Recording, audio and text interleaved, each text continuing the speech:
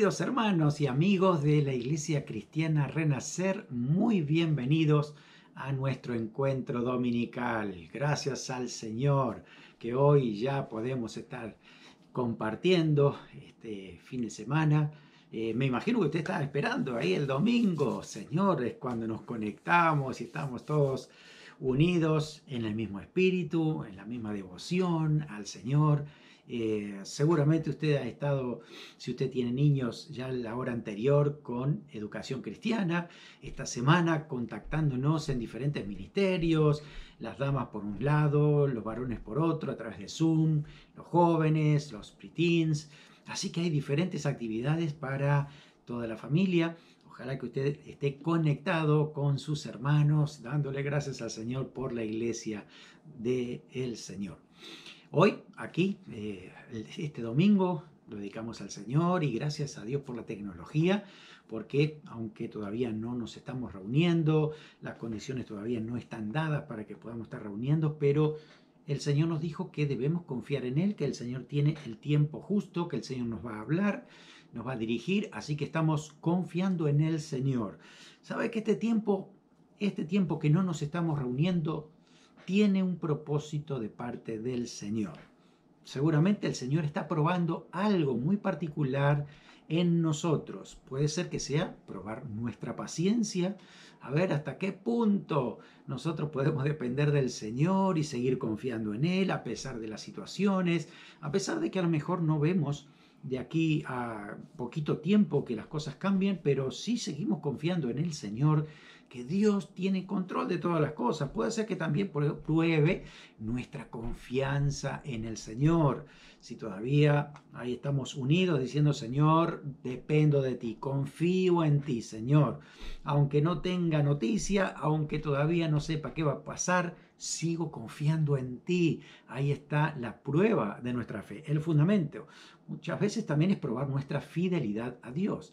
Señor, eres tú mi Dios, así que tú eres fiel, yo quiero ser como tú, siéndote fiel a ti todos los días de mi vida. Puede ser que también pruebe la lealtad a tu iglesia. Ay, mi iglesia no abre. Ay, la otra sí abre, me voy para otro lado. Entonces, el punto es que sepamos a dónde el Señor nos ha puesto. ¿Cuál es la iglesia que el Señor tiene para nuestras vidas? Dónde nos edificamos, dónde tenemos palabra de Dios, dónde tenemos sana doctrina, donde tenemos lo que nosotros necesitamos de parte del Señor. Si el Señor nos ha dirigido hasta aquí, sin duda lo va a seguir haciendo, porque Él es Dios, Él tiene el control. El Señor dijo, edificaré mi iglesia, las puertas del Hades no prevalecerán contra ella. Así que los que estamos confiando en el Señor, dice su palabra, que vamos a permanecer firmes, fieles en el Señor en todo tiempo de prueba. Así que ahí estamos.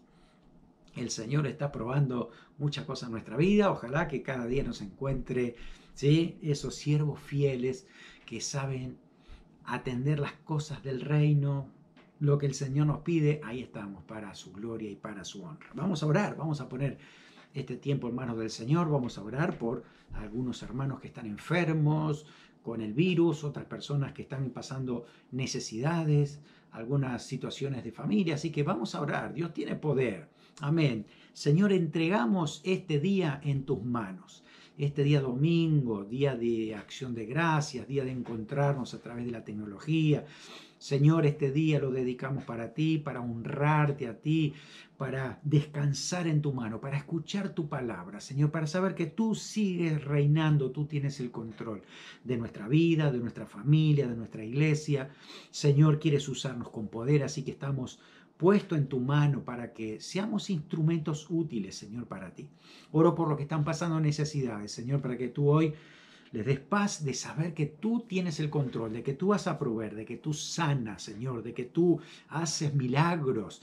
Hay grandes cosas que tú, Señor, quieres hacer en aquellos que puedan abrir tu corazón, así que es su corazón. Así que estamos confiando en ti en este día, dependiendo de ti, Señor, sometiéndonos a ti y a tu voluntad. En el nombre de Jesús. Amén.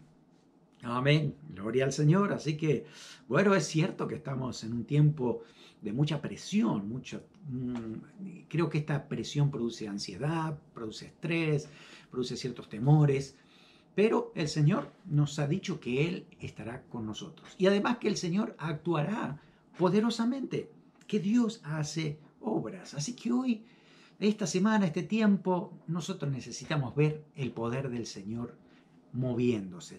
Queremos manifestación del poder de Dios en nuestras vidas.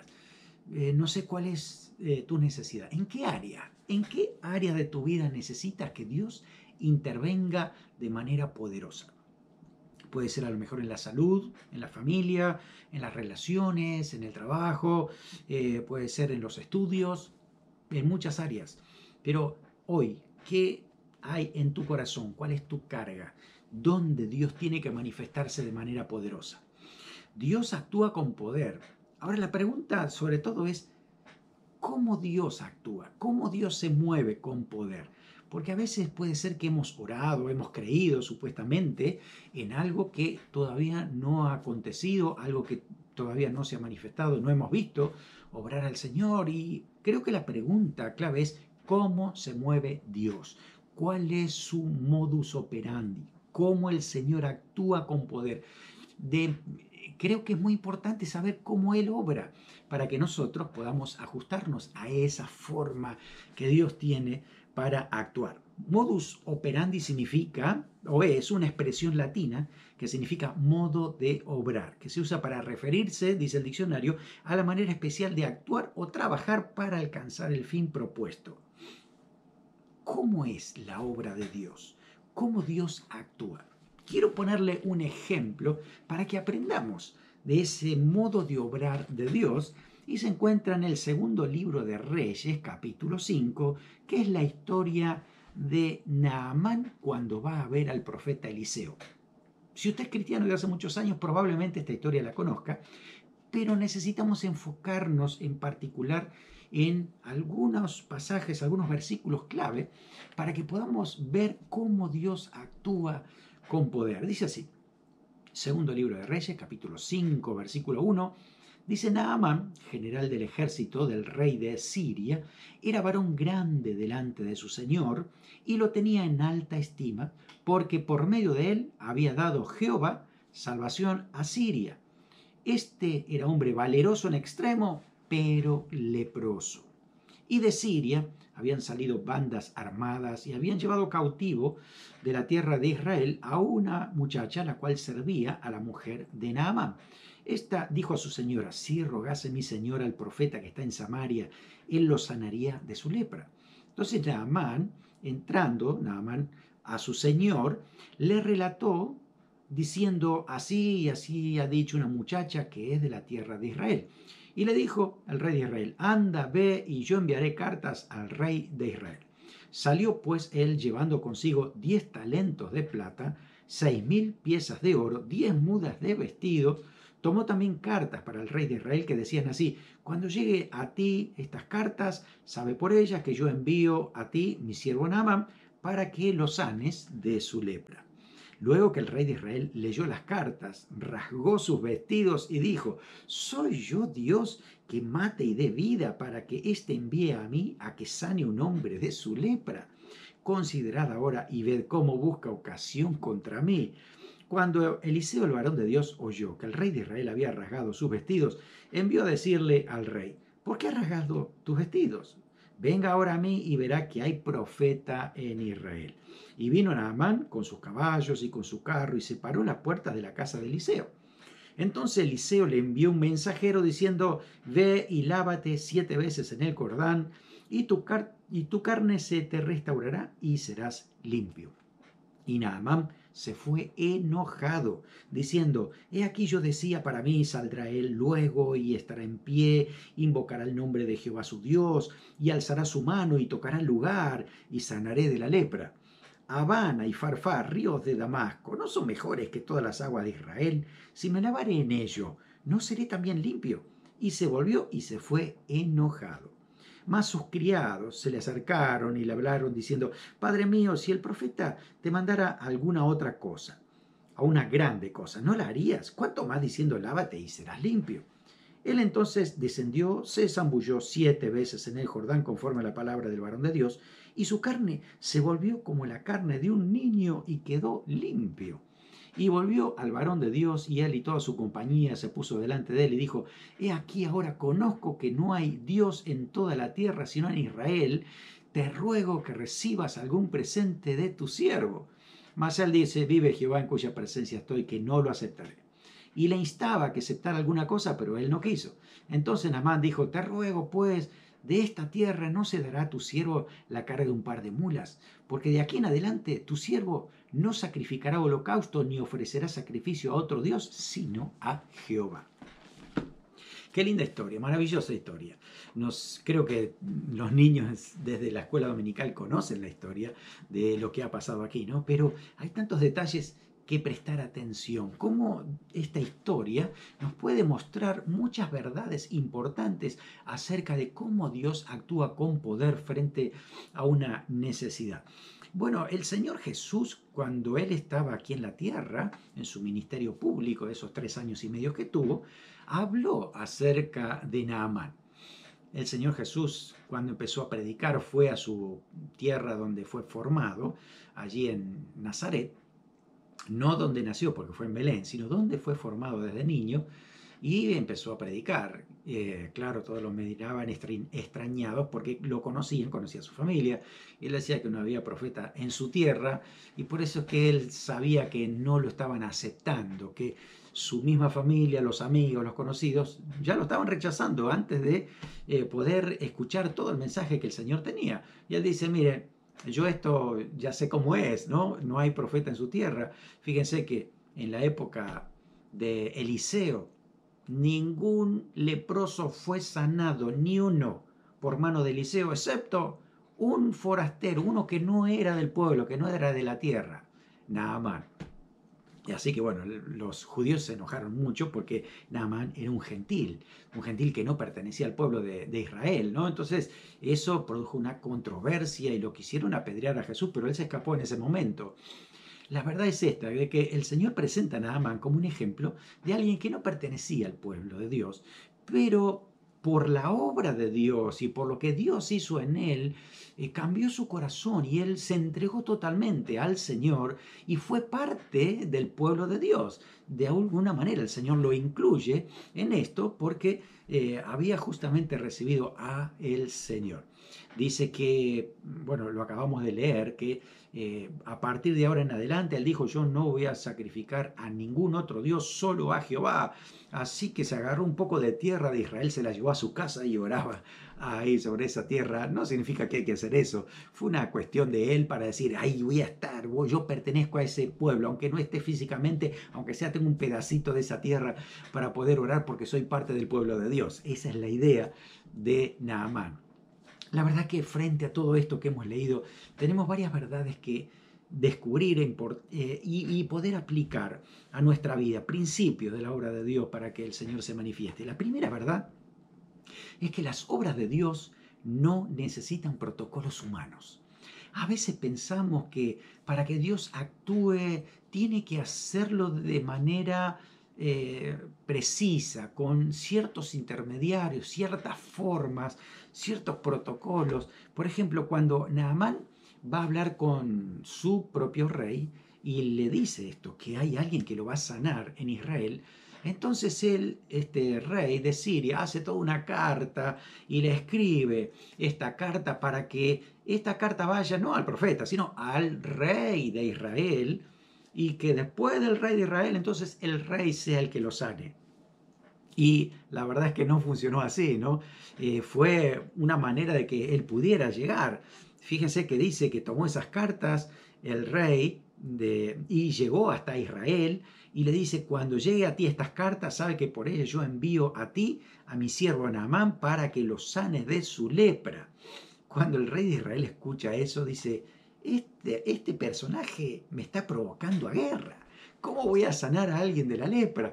Claro, es que esas cosas no funcionaban de esa manera, ¿no? A veces nosotros tenemos esa idea de que para que Dios actúe tiene que hacerlo de una manera determinada. A lo mejor porque escuchamos alguna vez cómo Dios actuó en algún lugar, o porque hemos leído algunas historias y creemos que esa historia se tiene que repetir exactamente lo mismo hoy por hoy en nuestra vida. siendo que hay años de diferencia y contextos tan diferentes, ¿no? Pero a veces pasan eso en la misma iglesia.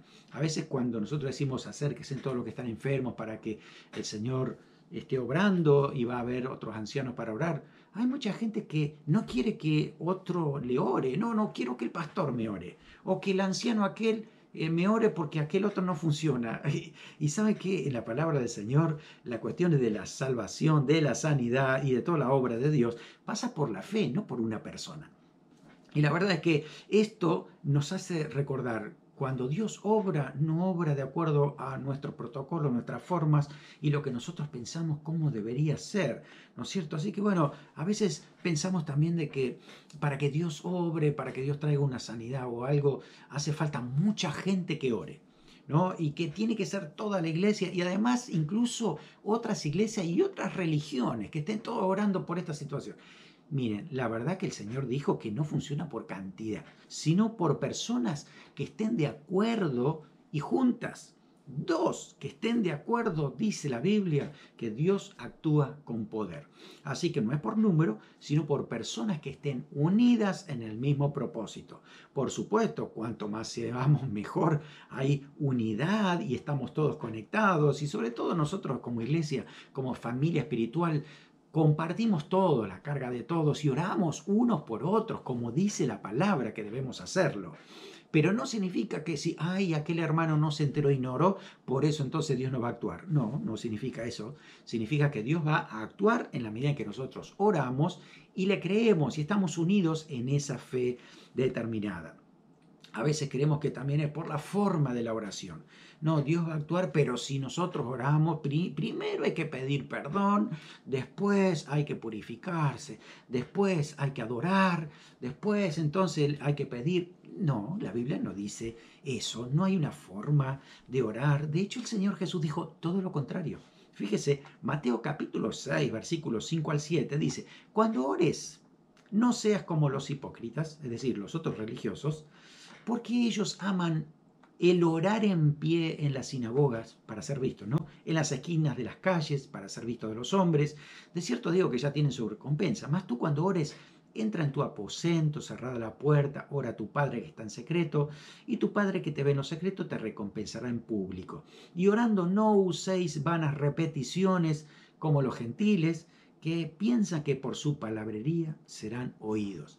Vanas repeticiones, ¿no? Diciendo que repito la oración, a veces es una frase nada más, y la repito muchas veces porque creo que de esa manera Dios va a actuar. Cuanto más la repita, más va. No funciona así. Dice eso la palabra. Vana repetición no sirve. No significa orar por lo mismo todas las veces. Eso es diferente, porque cada vez que oramos no lo hacemos repitiendo la forma de la oración, sino repitiendo la necesidad de la oración, que es diferente. Así que cuando nos ponemos a orar, oramos otra vez por esa situación, pero no usando una vana repetición, como dice el Señor. Por eso esto tiene que nacer de nuestro corazón, conectado con el Señor, sabiendo que Dios va a actuar como Él quiere hacerlo, a su forma y manera, no por la estructura que yo pueda ponerle a Dios en la forma que Él tiene que actuar. La segunda verdad que aprendemos de esta historia es que las obras de Dios se manifiestan en los instrumentos apropiados. No toda persona está conectada con Dios. Aunque tenga el título de cristiano, de pastor o de líder, pero si no está conectado con Dios no va a funcionar. ¿Saben que aquí vemos a Naamán yendo con una carta de su rey al rey de Israel? Cuando uno supone el rey de Israel, el rey del pueblo de Dios, el líder máximo, uno supone que esa persona debe estar capacitada por Dios con sabiduría, con poder, con señales. Se va a manifestar Dios de manera poderosa si es el líder, imagínense. Pero en este caso, este líder estaba fuera de Dios, estaba desconectado de Dios. A veces ni siquiera sabía qué es lo que Dios quería hacer. Andaba atrás de idolatría, porque así estaban los reyes de Israel en la época de Eliseo. Así que este rey estaba totalmente fuera del alcance de esa obra de Dios. Así que Naamán no podía esperar nada del rey. Así que vean ustedes, no depende de posiciones, de cuestiones políticas, de cuestiones de gobierno, de cuestiones de posiciones altas o bajas. No pasa por ahí. Pasa por personas que estén conectados con el Señor, que tengan fe y autoridad, que se muevan bajo la dirección del Espíritu Santo. Ahí lo tenemos. Se acercó ahí esta persona, fíjense, el rey de Israel dice cuando la leyó, rasgó sus vestidos y dijo, soy yo que mateo de vida para que éste envíe a mí que sane a este hombre de la lepra. Considerad ahora y ve cómo busca ocasión contra mí. No quería saber nada el rey. Esto no es asunto de mi competencia. Yo estoy para otra cosa, no para curar a la gente. Claro, bueno, así pensaba este rey. Cuando Eliseo, el profeta de Dios, se entera de esta situación, le manda un recadito al rey y le dice, ¿por qué has rasgado tus vestidos? Venga ahora a mí y sabrá que hay profeta en Israel. Ahí está, hay que ir a la persona correcta, al lugar correcto donde hay fe, donde hay conexión espiritual, donde hay revelación de parte de Dios, donde el Espíritu Santo se mueve con poder. Ahí es, y inclusive eso no significa una iglesia, no significa un lugar determinado, es donde hay personas que creen, donde hay personas que se unen en fe. Hoy por hoy eso sigue funcionando a través de Zoom, a través de YouTube, a través de programas por internet. ¿Por qué? Porque el poder del Señor se mueve en aquel que sigue creyendo y se une a su hermano para poder orar, para poder pedirle al Señor. Así que Dios se mueve en ambientes donde hay instrumentos apropiados para que su gloria se manifieste y nadie le robe la gloria al Señor.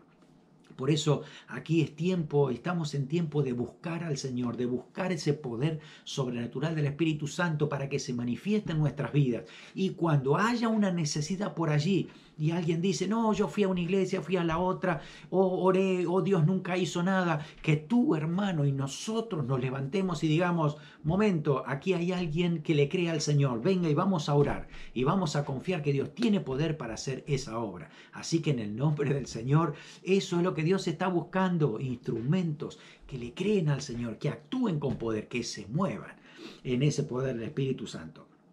Así que tiene que saber que los que tienen fe son aquellos que Dios quiere usar. A veces, por la imagen de la persona, ¿no? Decimos, ay, yo no sé si esta persona será que Dios la va a... Si esa persona tiene fe, olvídate de su apariencia externa, olvídate de sus palabras. Lo que tienes que concentrarte es en esa fe depositada en el Señor, donde el Señor va a actuar con poder. Así que es ser dirigidos por el Espíritu Santo. Dios obra a través de los instrumentos que Él quiere usar, santificados, obedientes, conectados con el Señor para ser útiles para su reino. Una tercera verdad que encontramos en esta historia acerca del modus operandi de Dios es que las obras de Dios son diferentes a las estructuras mentales que nosotros pudiéramos tener. Muchas veces parece que Dios es contradictorio con lo que yo estaba pensando. Muchas veces es que Dios me rompió el esquema, como decimos, ¿no? Tenía una forma en que yo creí que Dios iba a hacerlo así y lo hizo de una manera tan diferente y al final dice, wow, Dios va más allá de lo que yo pudiera pensar, imaginar o entender. Dios hace esas cosas maravillosas. Eso le pasó a Naamán. Naamán había venido allí con sus caballos, sus carros, se paró en la puerta de Eliseo. Dice, y Eliseo le mandó un mensajero, dice versículo 9, diciendo, ve, lávate. Ni siquiera salió Eliseo, ¿no? Abrió la puerta y de ahí el mensajero dice, el profeta que te vayas a lavarte, ¿no? Dice, ve, lávate 7 veces en el Jordán y tu carne se te restaurará y serás limpio. Y Naamán se fue enojado diciendo, he aquí, yo decía para mí, saldrá él luego, estando de pie, invocará el nombre de Jehová su Dios, alzará su mano, tocará el lugar, sanaré de la lepra. No pasó nada, absolutamente nada de eso. Todo lo que él estaba pensando en qué manera Dios lo iba a sanar, no sucedió. A lo mejor él tenía esa forma porque alguien se la contó, se la dijo, o creyó que así como en su país algunos brujos o gente de la magia haría esas cosas extrañas, a lo mejor pensó algo parecido. A lo mejor la muchacha que le dijo acerca del profeta le habrá contado alguna historia, a lo mejor que el profeta hizo eso en alguna oportunidad. Entonces él tenía esa idea, no, Dios lo va a hacer de acuerdo a lo que yo pienso que tiene que ser. Así que, miren, con esta historia aprendemos que a veces los preconceptos nuestros van a estorbar la obra de Dios. Si yo creo que tiene que ser así, puede ser que Dios quiera hacerlo de una manera muy diferente y yo me quede estancado. Digo, ay, no, si no es como yo pienso, no quiero que Dios obre. Y ahí es justamente lo que detiene la obra de Dios. Nuestras ideas preconcebidas, que tiene que ser así, ¿no? Él pensó que Eliseo, que todo tenía que ser aparatoso, que tenía que tener cierta estructura, cierta forma, ¿no es cierto? Y esa forma de pensar, pues la verdad es que Dios se la quería romper, quería cambiarle esa manera de pensar.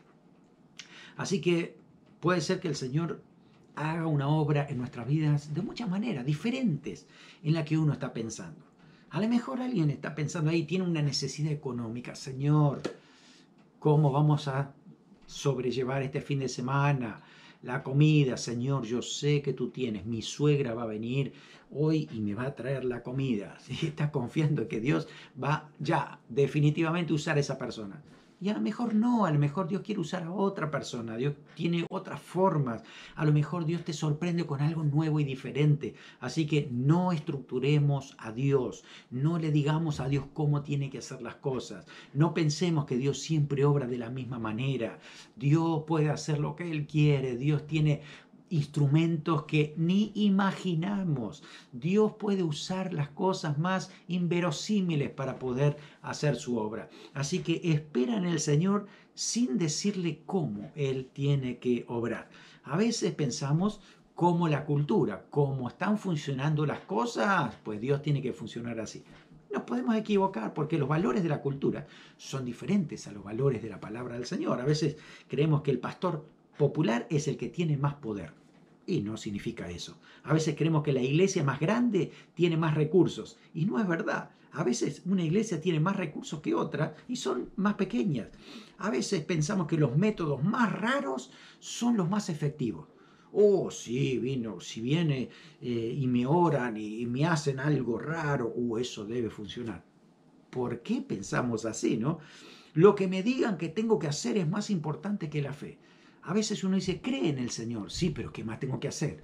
No, solo creer. ¿Cómo solo creer? ¿No? Entonces es como que a veces pensamos que tiene que haber mucho más que simplemente fe. No, y eso es lo que nos dice el Señor que debemos tener. A veces pensamos que para que algo sea verdadero hay que pagar, hay que hacer un sacrificio, hay que hacer algo. Claro, estamos acostumbrados a lo mejor a otras religiones, a otras formas, o a la cultura de que todo beneficio que tú quisieras obtener, seguramente vas a tener que pagar. No es así con Dios. Dios actúa de otra manera, de otra forma. Así que hay que ajustarnos al plan de Dios, a la forma de Dios, a lo que Él quiere hacer. Eso es lo que aprendemos acá con esta historia. También, cuarta verdad. Las obras de Dios se manifiestan en un corazón dócil y humilde. Siempre Dios dijo eso. Así que cuando aparece el orgullo, seguramente Dios va a usar algo para quebrar ese orgullo, para que realmente nuestro corazón tenga humildad, tenga la docilidad suficiente para que entonces Dios sí pueda obrar en nuestras vidas. Es así, fíjese que el Señor, Dios el Padre, manda al Señor Jesucristo a nacer y cuando nace lo pone en un pesebre. Eso sí que es contradictorio. Nadie de nosotros si nosotros hubiéramos organizado cómo el Señor Jesús tenía que nacer, jamás lo hubiéramos puesto nosotros en un pesebre. Pero a veces Dios hace esas cosas, nos rompe los esquemas para que nosotros miremos lo que es valioso realmente. Lo valioso no era la cuna, sino el Hijo de Dios que había nacido. Y es lo mismo en situaciones que nos pueden pasar diariamente. Tenemos que saber dónde Dios quiere trabajar, porque a veces nuestro orgullo, nuestro ego es tan alto que impide la obra de Dios. A Naamán le pasaba lo mismo. La respuesta de él decía, Habana y Farfá, río de Damasco, no son mejores que las aguas de Israel. Si me lavar en ellos, ¿no seré también limpio? Se volvió y se fue enojado. Claro, menos mal que tenía esos criados que con mansedumbre, con espíritu, siendo apacibles, dándole buenas palabras. Le dijeron, dice, Padre mío, si el profeta te mandara alguna otra gran cosa, ¿no la harías? ¿Cuánto más diciendo, lávate y serás limpio? Es como que es fácil lo que te está pidiendo, solo que hay que humillarse y decir, bueno, vamos a hacerlo, ¿no? Claro, piense que la situación para un general sirio era fuerte.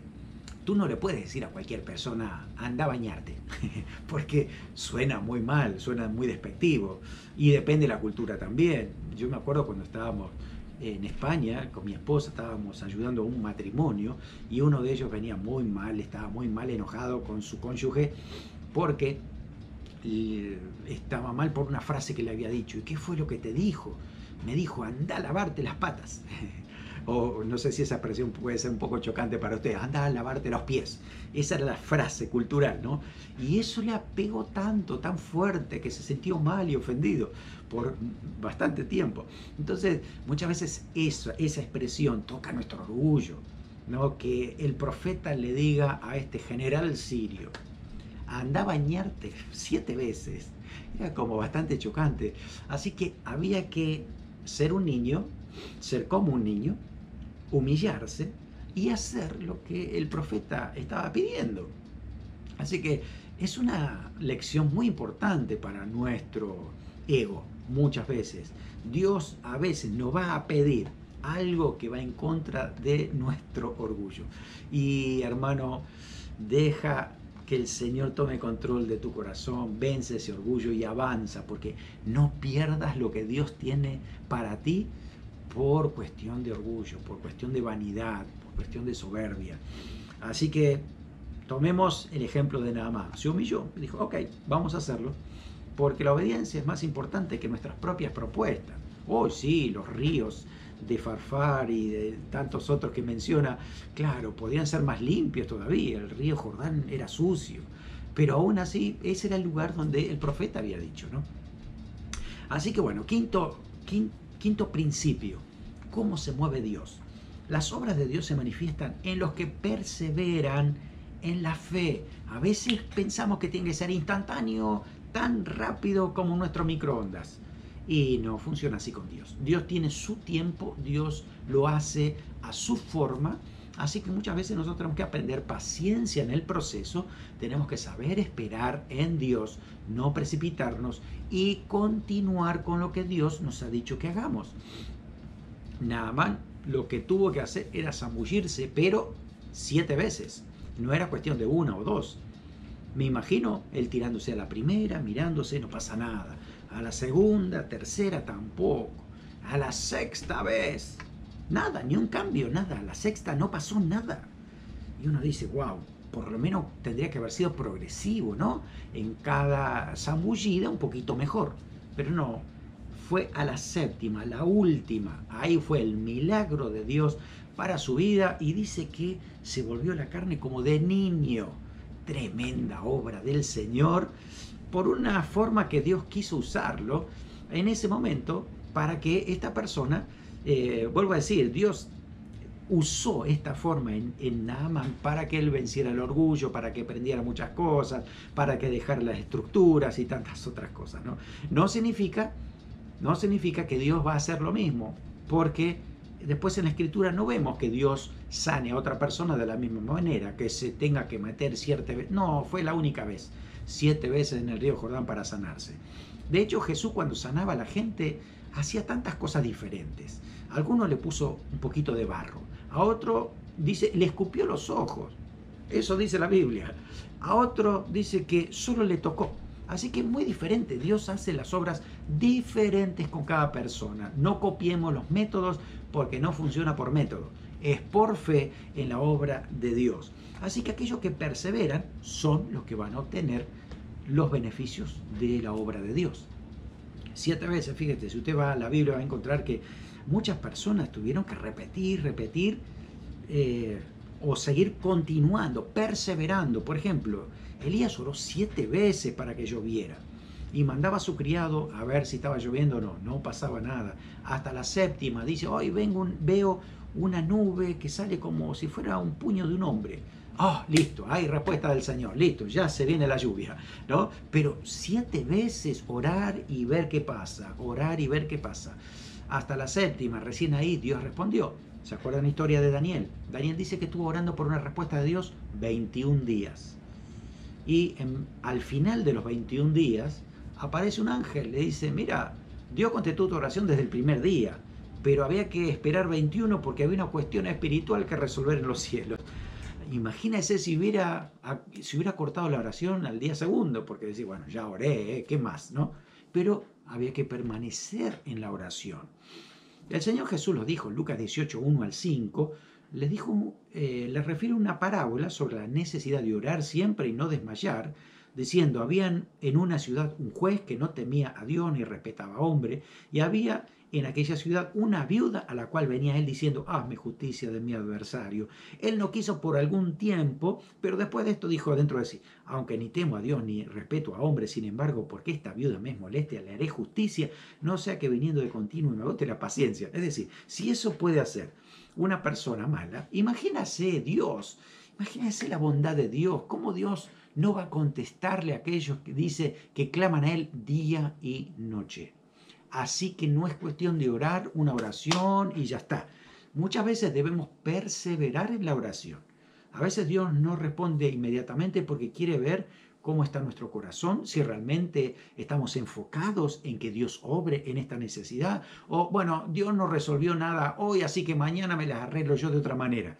También Dios quiere probar esto, nuestra perseverancia, nuestra fidelidad en el Señor, que continuemos buscándole al Señor, que Dios siga trabajando en nuestro corazón durante el proceso. Bien importante este punto. Un sexto motivo de la forma en que Dios trabaja es que las obras de Dios no se obtienen con dinero. Tenemos que aprender eso. No se obtienen con dinero. No le puedo pagar a Dios para que Él obre de una manera particular como yo quiero que lo haga. Por más que yo haga esfuerzo, pague y haga tal cosa, Dios va a hacerlo como Él quiere hacerlo. Y tenemos que entender esto, porque Naamán todavía no lo sabía, claro, él venía de otro lugar, ¿no? Y él dice que cuando fue a ser sanado, llevaba consigo 10 talentos de plata, 6.000 piezas de oro, 10 mudas de vestidos, y cuando fue allá dice que le ofreció, ¿no? Todo esto. Dice, he aquí ahora conozco que no hay Dios en la tierra sino Israel, te ruego que recibas algún presente de tu siervo. Y Eliseo le dice, vive Jehová, en cuya presencia estoy, que no lo aceptaré. Y él le insistía, pero no quiso. Así era. No, espere, a ver, los regalos a las personas que nos bendicen, está bien, no estamos hablando de eso, pero nadie puede aceptar un regalo en compensación por lo que Dios hizo en esa vida, porque eso significa que está cobrando una recompensa por lo que Dios hace, no por lo que hace la persona. Así que es muy importante eso. Por eso es importante entenderlo, porque a veces puede haber esta situación hoy actual de que muchas veces se predica el Evangelio para recibir beneficios personales. Y una cosa es que uno bendiga a alguien o le dé un regalo porque le ama, porque quiere ayudarlo y bendecirlo, pero otra cosa es darle un regalo porque ha sido bendecido por Dios. No, eso significa que le estoy pagando a esa persona por algo que realmente lo hizo Dios. Por eso aquí hay que notar esto. Dios merece toda la gloria, la honra, la alabanza. No se puede pagar la obra de Dios a nadie. No se paga la obra de Dios. La salvación es gratuita, la obra de Dios es gratuita, la sanidad es gratuita. Cuidado porque puede haber muchas otras religiones que cobran por hacer sanidad, que cobran por salvación, ¿no? Y eso la Biblia está en contra totalmente de eso. Por eso era importante reconocer esto. También Giesi, el siervo de Eliseo, si usted lee más adelante los versículos siguientes, él le agarró la avaricia y le fue a pedir a Naamán algo después que se había ido, ¿no? Y resulta que dice que después la lepra de Naamán se le pegó a Giesi por justamente esa avaricia. Así que hay que tener cuidado con aquellas cosas, con el dinero, con el materialismo, porque no tiene nada que ver con la obra de Dios. La Biblia dice que es señal de los últimos tiempos, que muchos van a usar la piedad como fuente de ganancia.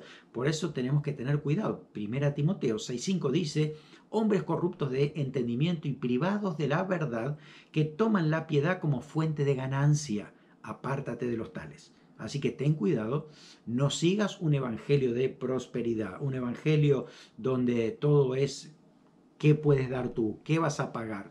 No funciona así. La Biblia dice que el Señor lo ha dado todo por su gracia. Así que cuando nosotros damos y bendecimos a la iglesia, lo hacemos con un corazón desprendido, agradecido por lo que Dios ya ha hecho por nosotros, pero jamás le vamos a pagar ni compensar todo lo que Dios hace en nuestras vidas. Es ridículo, no tiene sentido, porque lo que Dios nos da es tan grande, tan costoso, que no hay manera de pagarle a Dios.